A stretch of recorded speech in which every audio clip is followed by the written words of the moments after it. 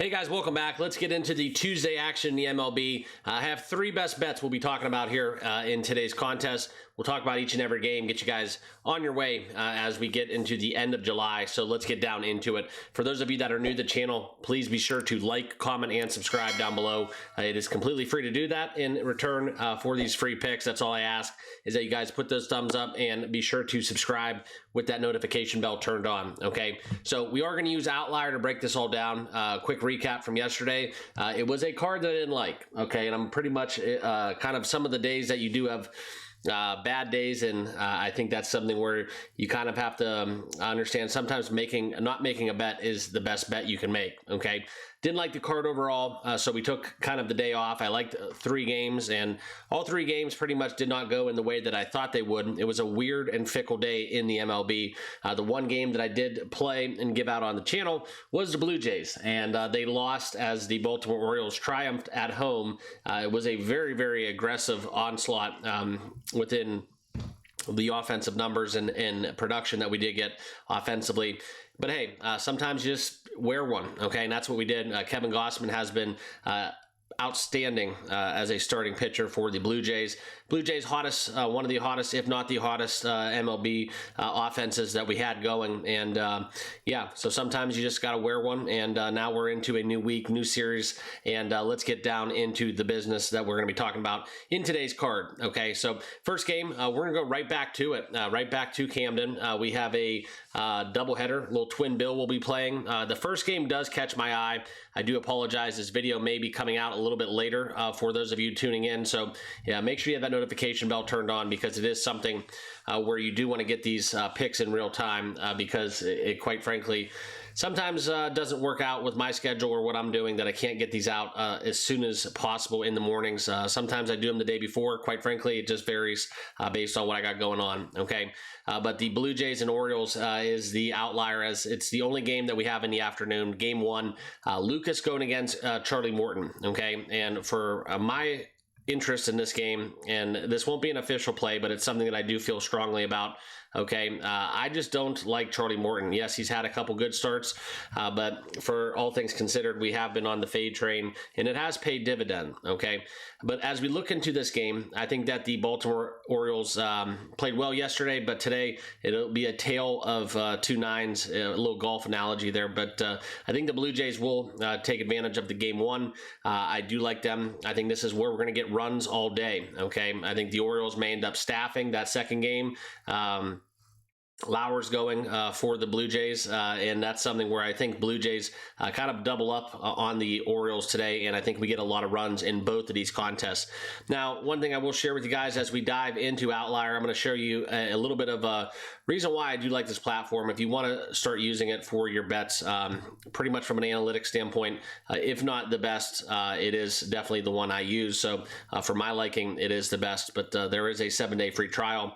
If you do want that link down below, start using Outlier today, okay? But let's take a look at Vladdy, okay? I still think this number is a little bit low. He's almost in that Judge territory, the over 1.5 hits, runs, RBIs at -155.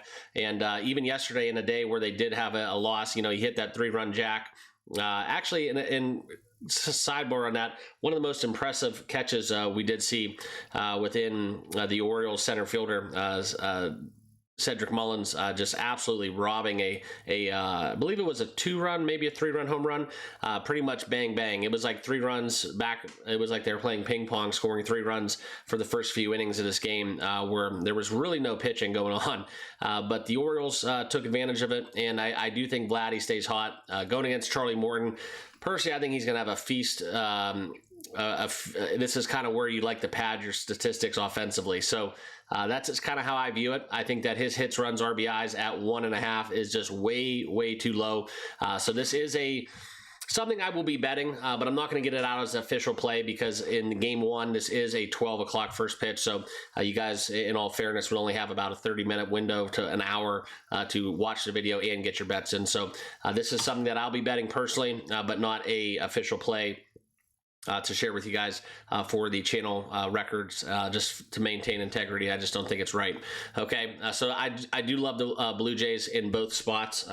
Actually, if we're going to call it kind of everything equal, the Blue Jays to win game 2, I like better, but I do like the props in game 1 just a tad bit more going against Charlie Morton. Okay, back into it, the Diamondbacks and Tigers. That was a game that I did talk about yesterday, loving the Tigers, and did not bet it, but that was pretty much the only lean that I had personally that ended up kind of coming out. The Tigers looking to bounce back as they've won 2 straight after going on a little bit of a slide. Okay, and Detroit comes into today's contest 62-46 on the season, rolling out Casey Mize, going against Brandon Pfaadt.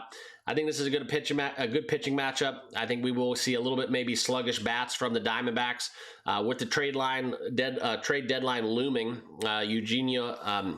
Eugenio Suarez, worth noting about because he is one of the hottest hitters in baseball there for the Snakes. So please keep that in mind. There's a lot of people kind of streaking right now offensively. All right, and that's kind of how I feel about it. Okay, the next game that I will be betting is Tampa Bay and New York. Okay, this is going to be a little bit of a contrarian play, and kind of got let down by this last time out, and that's kind of where we saw Max Fried kind of have a human-esque start. Okay, but 11-4 on the season, 2.62 ERA. Hopefully he found his groove because we're going to back him. I think Boyle for Tampa Bay can be very efficient, especially when Judge is not in the lineup. So I'm going to kind of, I wish this game, it's kind of damned if you do, damned if you don't. If the game was being played in Tampa Bay, home games in Tampa Bay in July, August, the warm months, that's never good for totals. And Yankees Stadium always has the opportunity to just kind of see those fly balls just kind of end up being round trippers. Okay, but as we look at this game, I'm going contrarian a little bit. I'm taking the under 9. Okay, I think that Max Fried locks it down, and I do like what we're seeing from Boyle. So I think this is a 4-3, 5-4 kind of game at worst, and I do think that the Tampa Bay Yankees game does go under. We're going to take an alt under at 9 at -125, best number available on DraftKings. Okay. Next game, the Dodgers and the Reds. And guys, please keep in mind, as I talk about each and every single game, I will recap the official plays at the end of this video. So please keep that in mind as you guys follow along. Some people do get confused because they want me to talk about each game, but it's more so the ones that I will share with you guys for the channel. Those will be recapped at the end of the video. All right, Dodgers and Reds. This was another game I thought about going under as well. The Glass Now numbers have been kind of impressive to go alongside Nick Lodolo. If it wasn't being played in Cincinnati, I probably would take a stab at a 9. It wouldn't be a 9 if it was played in anywhere else, but since Cincinnati, it'd probably be at 8 or 8.5. That's what my numbers share. That's kind of where I'm at with my numbers for the total, and it does give you that edge where normally you just go take the under, and that's kind of how you do it. But unfortunately, playing at the Great American Launchpad there in Cincinnati on a hot day, 7-10 first pitch, I could see some scoring here, and I personally just don't trust Glass Now right now for that matter to be considered. So I'm going to stay away from this game. I would lean under, just kind of ballpark and ballpark dependent, so that's why it's a stay away. Okay, Cubs and Brewers. This is one where we saw an exciting game yesterday within Matthew Boyd and Jacob Mizorowski, and talked a little bit about that. We're going to get a great divisional rivalry here. Chicago and Milwaukee fans, respectively. If you guys are up that part of the country, they travel well to the games that are played in Milwaukee. So the Cubs at +110 is a little bit juicy as you look for Rhea going against Priester. Both of these pitchers have been doing pretty decent. Milwaukee and Priester 9-2 on the season officially. So shout out to him. That's a great record for any starting pitcher in the major leagues. I do think this is something though where you look at the value here. With Chicago, taking Chicago maybe -1.5 is kind of attractive. You will get some extreme, almost 2-1 on that number. It's hard to bet against the Brewers in this spot, and with the Brewers kind of taking care of business yesterday, winning 2 straight, 7 of their last 10. It's just something where it's a coin flip game within this matchup. You would probably lean towards the Brewers, but I see the value being on the Cubs. So for me, it's Cubs or nothing. Just don't love it, so we're going to pass. All right, Philadelphia and Chicago. That'll be our next game that we will have a bet in. This will be the Phillies and Chicago White Sox. Looking at the White Sox +152 at home, and we kind of called them out as having a little bit more of a stride than people led on to believe as the White Sox come into this game with a 39-68 record. Okay, so we do get Jonathan Cannon going against Jesus Luzardo. Very gettable game for the White Sox hitters. Okay, so we're going to play on the lefty-righty kind of narrative here. The Phillies here should smash. You would think that. Won't bet them -175, but I am going to back one of the hotter hitters in the game. And to go alongside what we talked about, a couple of names that we will get into. There's a couple players that have just been absolutely feasting. And going to throw out some names here for you guys, just so you guys can have it. Matt Shaw for the Cubs. I do like Colson Montgomery for the White Sox. Ramon Laureano there for Baltimore has been on a little bit of a tear, and we've seen this couple of Oakland hitters. Okay. Go alongside Nick Kurtz and Shea Langeliers. Those are a couple of players that maybe don't necessarily get those big contracts. You guys don't really have them circled there where you must see TV, but offensively, they've been getting it done. Okay, so we're going to back Colson Montgomery here. This number is just way too much value. Okay, I'm going to make a half unit play over the 1.5 at +170, looking at his recent game logs. And this is the beauty of Outlier, guys. You just find alternate lines. You can shop around right with your books here. You can see who's offering what. And right now, you can find this basically over 1.5 at +170. Kind of a nice little ladder category as well. If you want to just go risky, this is kind of a, maybe not against the Phillies, but sometimes, you know, it is worth a stab. Like, for example, over 4.5 at 14-1. Very obtainable from a hit run RBI market, especially if you basically just have to hit a grand slam and you're cashed. I know that's rare, so don't get on me about saying that, but all I'm saying is to hit some of those big odds, 14-1, it only takes one swing. So it is just something interesting in the market worth highlighting. All right, but we're going to be backing the Colson Montgomery. Stay hot over 1.5 hits, runs, RBIs. I can't pass on the +170, even if, you know, we had Christopher Sanchez pitching or Zach Wheeler for the Phillies. I still would be backing this. I think that you look at, he had 6 hits, runs, RBIs in yesterday's contest. I just think he stays hot, so we're going to back this young shortstop going over the total 1.5. Okay, back into the slate. We'll talk about the Red Sox and Twins. We get Lucas Giolito going for the Bo Sox. Pitcher not yet to be named for the Twins, okay? I think this is something where you look at Boston, very cheap price, -118. Kind of where I would lean, as the Minnesota Twins did win yesterday, but no play officially, just kind of my initial basis, okay? Next game that we are going to get into, and this will be another official play, okay? We're going to go Kansas City money line, all right? That will be at a -124 price. You know, Atlanta won the game yesterday. Kansas City offensively has been doing a little bit better. But the one thing about this game that I want to share with you guys as we look at the money line, and this is probably one of my favorite bets of the day. I think we're just going to continue to fade Eric Fetty after being dealt from the Cardinals. You know, 3-10 on the year, 5+ ERA, going against Seth Lugo, whose numbers of his last recent starts have been absolutely phenomenal.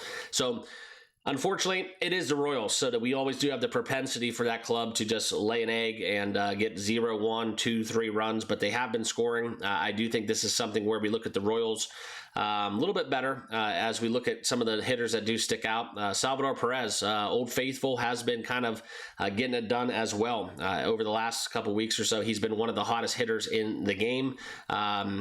Pretty solid too. He's batting about 361 over the last 2 weeks or so. So shout out to him.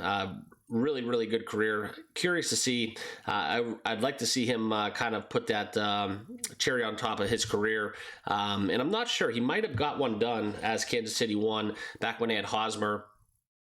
Back in the that was about a decade ago, I think. But nonetheless, I digress. I like the Royals in the spot. All right, so give me the Royals here, -124 on the money line, fading Eric Fetty once again. All right, keeping it moving, we're going to talk Marlins and St. Louis, and Miami has been playing some great baseball. Kind of like them here, +140 going against Sonny Gray. I know the market doesn't agree with me, but even on the run line at -152, I just trust them offensively more so than St. Louis, and you never quite frankly know. Sandy Alcantara has been a little Jekyll and Hyde. Curious to see if he gets dealt, but as he comes in this game with a 6+ ERA, 5-9 on the year, it's hard to back him, especially when Sonny Gray has looked pretty spot on throughout his 14 official decisions that he has had thus far. But I would kind of look into potentially going Sonny Gray under his outs. Also, I would like the Marlins on the plus 140 if you were to get involved. No official play. All right. Nats and the Astros. Shout out to the Astros dropping 5 straight as they were on a little bit of a comeback. And Houston is worth noting because they have to make a lot of moves. I think that you saw the frustration from Jose Altuve, if you did read those comments. So looking at this game, we get Alexander going against Soroka. I think this one game gets over the total of 8.5 personally. I think that's what we're going to see. If you do want to find a flat 8, great. But I think if I had to bet this game, I would go over Nats and Astros at a 8.5 price. Okay. Rangers and Angels, another little outlier there, as the Angels have won 3 out of 4. That was a game where a lot of people had the Rangers kind of penciled in for a W before that game even started. But it is Patrick Corbin Day today going against Kikuchi. Okay. So we got to see this matchup, I believe, the same exact matchup. Maybe it was in Texas, but nonetheless, this is one where I do expect a little bit of an kind of contrarian number perspective when we talk about the total. All right, I could see this game going over. I do like Texas and the Angels. Probably Angels more, but their respective team totals way too low, and that's kind of where I would go over. I like the full game total going over. That's just kind of how I stack up in the Rangers-Angels game. A little bit higher scoring expectation when the Rangers are away from home as well. Okay, we do have a couple other games to talk about, and we will save the last pick for last, but the Pittsburgh game we'll skip over and talk about that. Pittsburgh and the Giants. We have Bailey Falter going against Justin Verlander. Okay, Pittsburgh's been hitting the ball. All right. I know it's kind of tempting. It's probably a very big sucker bet here, as Pittsburgh has won 6 of their last 7 games, and they've been scoring some runs. Okay. I don't like saying that too fast because it kind of gets me a little dizzy, because Pittsburgh just has one of the worst lineups I think I've seen in baseball in a long time. But the Pirates plus 146 going against Verlander.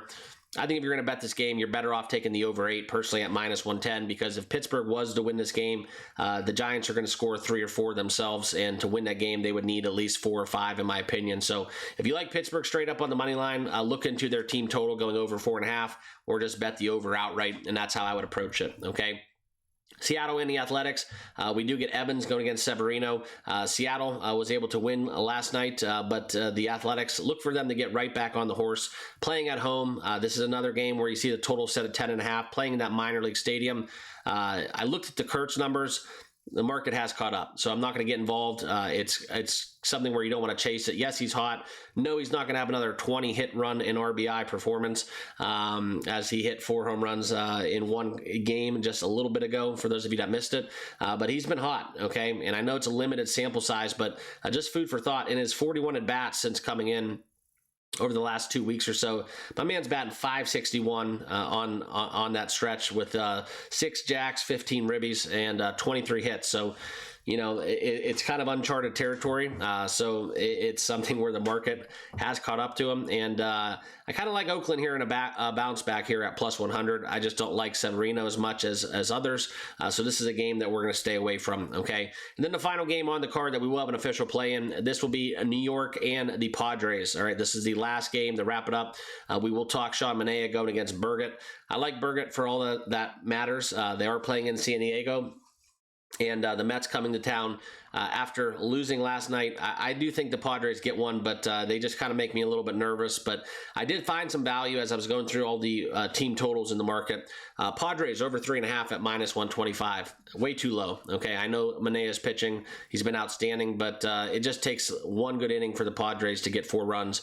They're very capable. I know they have a lot of zeros across the board, but I think the Padres are kind of coming back to life a little bit for me offensively. So give me the Padres over 3.5 as my last official play. Okay, so that'll wrap it up. Appreciate you guys all tuning in. Quick recap: these are the official plays. All right, we're gonna go Padres team total over 3.5. Colson Montgomery over 1.5 hits, runs, RBIs at plus 175. The under in Tampa Bay, New York at 9, and Kansas City on the money line. All right, so good luck out there. Let's cash some tickets, bounce back. Let's get this week going in the right direction, and we'll see you all in the next video. Cheers.